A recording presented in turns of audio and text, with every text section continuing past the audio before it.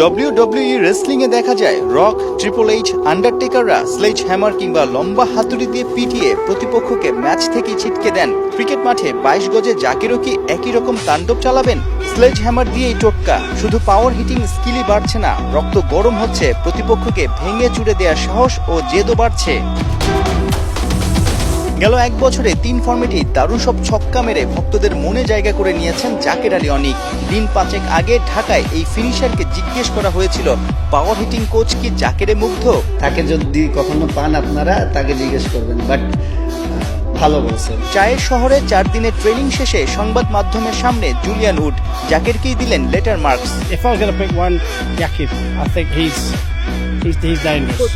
The Iceman, I think he's dangerous. ইনডোরে কি আউটডোরে সপ্তাহ জুড়েই নানান তরিকায় পাওয়ার হিটিং স্কিল শেখাচ্ছেন জুলিয়ান উড।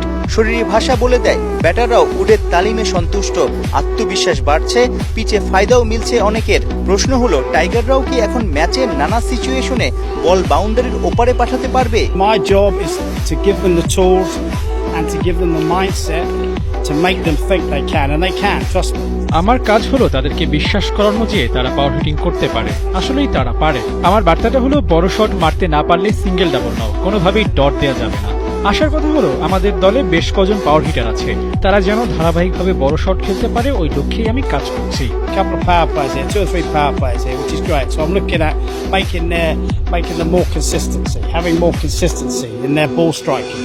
সাধারণত বেসবলের সুইং ভালো করার জন্য প্রো ভেলোসিটি ব্যাটের ব্যবহার হয়। তা দিয়েই লিটনদের ব্যাট সুইং আরো পোক্ত করছেন ইংলিশ পাওয়ার হিটিং ওস্তাদ জুলিয়ান উড। শোনা যাচ্ছে টাইগার ব্যাটাররাও মুগ্ধ, এই ব্যাট কিনতে আগ্রহী অনেকে।